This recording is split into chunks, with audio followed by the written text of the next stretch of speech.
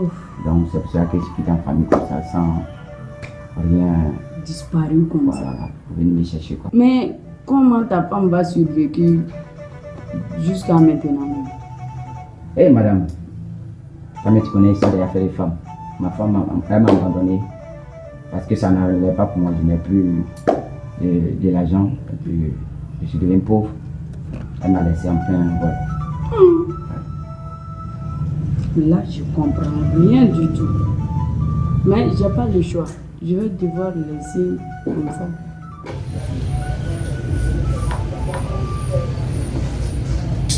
Tandemira. Nsɔngɔ. N dɔgɔmuso ye ci fɔ n ye k'i ko k'i mago bɛ n na. Barani dumuni bari bi bɔ.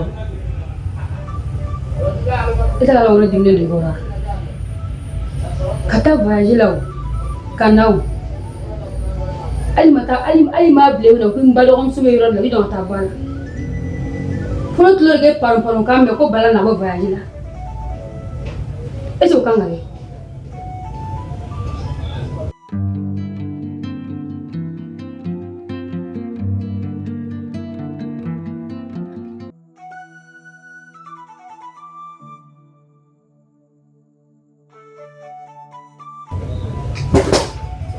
Muso t'a la. Ne tun y'a laɲini ko n bɛ taa bɔ i la mais ne yɛrɛ de bɛ farigan to la. O de y'a to n ma se ka n sen sɔrɔ. Wa waati min a fisayara n ma fɛnɛ ani problème wɛrɛw de bɛnna tuguni. N'i y'a fɔ a ɲɛna i fɛ. Muso foyi t'a la.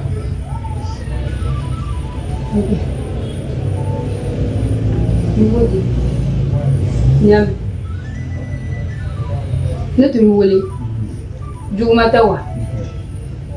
Ne ye kuma dɔ mɛn bɔlɔn fɛ. Ne fɛ k'i yɛrɛ lasigi ka mɛn i yɛrɛ da kɔnɔ wa? N'i ye kuma mɛn mɔgɔw da o tɛ kuma ye. N'i y'a tigilamɔgɔ yɛrɛ wele k'a ɲininka n'i ye min sɔrɔ da i bɛ se ka continuer. Kuma jumɛn ye tanti?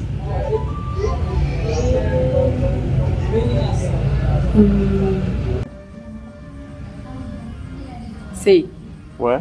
E ne wele mun ne bɛ? I ko mun bɛ yen wa? Mais min bɛ a fɔ n ɲɛna joona kɛ ne presselen de don. N ka kun dilanna bɛ ka n kɔnɔ n bɛna taa n kunkolo dilan. Cɛ tɛ taa mun faamu dɛ. E kana ne fɛ yen k'a fɔ ko i presselen don a donna tan a bɔra tan. Han? I bɛ tiɲɛ dɔn. Ne yɛrɛ de kunkolo ma ɲi nin waati laban ninnu na bɔ. N'i bɛ se. Mun de bɛ la? I bɛ kuma. Ayisa mun de b'i la? Foyi tɛ n na. N ka ko yɛrɛ de ka ca. Ko ka ca tɔɔrɔ ni wagati. D'accord. Juguman tɛ quoi. I ka gardien bilakoro min b'i fɛ yen donc o de y'a fɔ an na ko ni ne taara i nɔfɛ yen k'a ka to ka ne dɔgɔya ou bien. Ne y'a mɛn ko i bɔra mɔgɔ wɛrɛ nɔfɛ n'o ye Eliza ye. Tiɲɛ.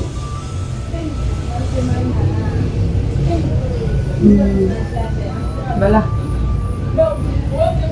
E bɛ se k'i ɲɛ tun cogo di ka taa muso ta? K'i ɲɛ tun ka taa muso ta k'e b'o furu. E bɔra so kɔnɔ nin y'a san joli? Han? Nin y'a san joli e bɔra so kɔnɔ? E muso min bɔra dun?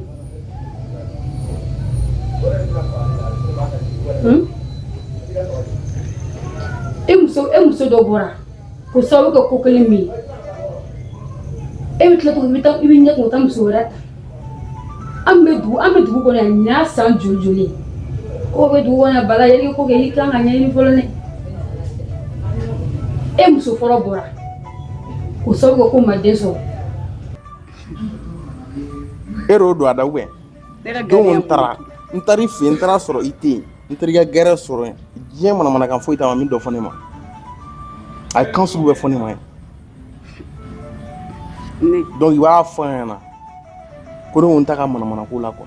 Ne ka gardien. I ka gardien et puis bandi de b'i fɛ yen nin fana ko gardien dɛ nin ye bandi juguba de petit la bilakoro tɛ tɛmɛ a kan i b'a dɔn ko o don u taara ne lajɔ sirakun na ana terikɛ nalomaba don u taara n'a jɔ sira kunna u ye n ka fɛnw minɛ ka manamanakan caman fɔ et puis u ye kan dɔw yɛrɛ fɔ n tɛ se k'a fɔ n bɛ don bɛɛ la k'o détail i k'i ye wa mais i bɛ kankari da ye et puis k'i farati la bandiba de b'i fɛ yen ni criminel yɛrɛ de hali n'i y'a ye i b'a dɔn ka fɔ o don et puis ani mɔgɔ dɔ fana kun don non o yɛrɛ mɔgɔ fagaɲɛ de b'o kun quoi wallahi u ye n ka téléphone minɛ ka n ka wariw bɔ ka taa n'a ye ka n ka fɛn valeur ma bɛɛ minɛ ka taa n'a ye i bɛ kankari da ye quoi i y'a faamu et puis k'i kɔlɔsi a la o maloya fɛ e bolila ka t'i kunfɛ o san joli ɲinɛ mara ka ca o ma kɛ baasi ye i tila tun kana tuguni ka taa bɔ muso wɛrɛ kɔ ko Eliza k'e b'o furu ne m'e bantine i ma ne ɲininka o ko bɛ cogo min na i kɔni b'a dɔn pere Eliza tɛ den sɔrɔ tuguni e b'o dɔn den sɔrɔ yɛrɛ tɛ Eliza tɛ den yɛrɛ de sɔrɔ a tɛ den yɛrɛ de wolo o tuma Bala i tɛ fɛ si ka bɔ a ka famille na han i tɛ fɛ si ka bɔ a ka du kɔnɔ yɛrɛ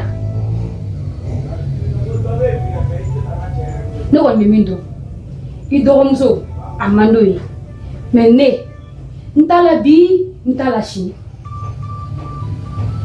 n b'o de f'i ɲɛna. Tanti Mira n y'a faamuya Eliza ka ko kɔni sigira kala kelen kan ka ban kuma bɛɛ kɛra wa furu nafolo de dɔw sarala ka ban Tanti Mira i ka o kuma fɔ wagati ma ɲa dɛ n'a sɔrɔ tun kɔrɔya n'o kun ka kɛ an tun tɛ se ka foyi sɔrɔ o dan na i kɔlɔsi a la I tilala n bɛ ka kuma de f'i ɲɛna i k'i fɔ a ɲɛna mais n b'a fɛ k'a dɔn ni tilala don voilà parce que e bɛ ka min fɔ nin tɛ se ka don ne kun fɔ a se ka don ne ka gardien ne gardien kɛ ne bɛ se k'o nkalon da la de ne ka gardien il est poli ne ka gardien maralen o mɔgɔ tɛ mɔgɔ min ɲɛ ni mɔgɔ ɲɛ tɛ se ka bɛn yɛrɛ n t'a dɔn bɛ se ma cogoya min na non i m'a dɔn et puis ne ka gardien tɛ délinquant fana ye i m'a dɔn o yɛrɛ bɛɛ kɔfɛ fana n bɛna kumakan kelen f'i ye ci de don bi ci i ka denni ɲɛgɛbɛ ni n t'a dɔn ko tanti wa jɔn e de b'a dɔn ye n'a bɛ ten caragi ko jɛgɛji bɔnnen jakuma tɔ kan i b'a fɔ a ɲɛna ko ne ta ko n'a ye muso ye n'a dalen don a yɛrɛ la k'a ma tigɛ a yɛrɛ la tile kelen nka furu nafolo sarala muru kun fɔlɔ yɛrɛ bɔra ka ban yɔrɔ ko tɛ se ka dabila fɛn min ye denko ye den bɛ Ala de bolo tiɲɛ don muso fɔlɔ min tun bɛ ne bolo a ma den sɔrɔ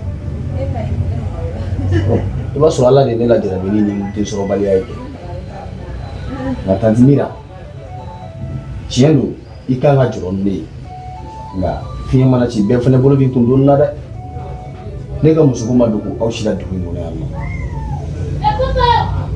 Mira ko kɔni Eliza ko kɔni ani Mira o dabila man di tan dɛ tiɲɛ yɛrɛ la o dabila man di tan walayi Bala ne bɛ kuma bɛ f'i ɲɛna Eliza ko nin a tɛna kɛ dɛ musomanin baden de bɛ dugu kɔnɔ yan Bala i hakili sigi i ka to ne kɔ n bɛna muso ɲɛnama ba de ɲini k'a d'i ma min bɛna den sɔrɔ min bɛna kɔ ladon min bɛna siniɲɛsigi baden ɲini k'a d'i ma Bala komi i bamuso tɛ yan o de kɛra sɔn ne ka kumakan ma n'a sɔrɔ ne tun y'i bamuso ye Bala e tɛ ne kumakan sɔsɔ ne kɔrɔmuso Ala ka hinɛ o la parce que o y'i ba ye ne t'i ba ye k'a ka n ta ta k'a ka n sɛgɛrɛ n ka da la tuguni ni min bɔr'o la i ka denni aw si tɛ nimisa wa a tɛ dogo i la fana ale tɛ ne dɔn mais e bɛ ne dɔn ne bɛ taa n ka ci ɲɛnabɔ fɔlɔ ne yɛrɛ tun ko e bɛ ka ne wele ko ɲɛnamanba dɔ de la ne tɛ ni manamana ko min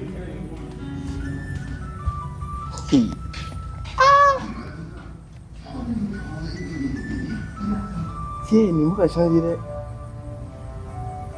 D'accord. On verra. L'autre mère Bala, et que nous t'avons dit, il est Elisa Fou. Mais nous qui m'a dit Elisa Tui, il est très sombre. Mais Elisa Fouy, nous t'as la vie, nous t'as la chine. Il y a mère, mais donc tu n'as pas la. Ouais, Elisa te donne un peu de monnaie. Il y a mère, à te donner, moi les filles. Ayi. Tanmira nyame. Wa nyafo nyafi. Nakara chukuma. Atina tubigira fu. Wani we janere, mina musunyina mabare ni gadima. Mi be den chama wuli. Il y a mère. Nyafa. Tongo, wole kadini. Tapashi. Yasiraji. Oui, nyame. Il doit agir ta dima. Ayakai. Kai. Bala gato fama ya mare. Il a fait bare tu mena. Ah, on dit fama la suma. Ah. Tapashi. Nahi blasa.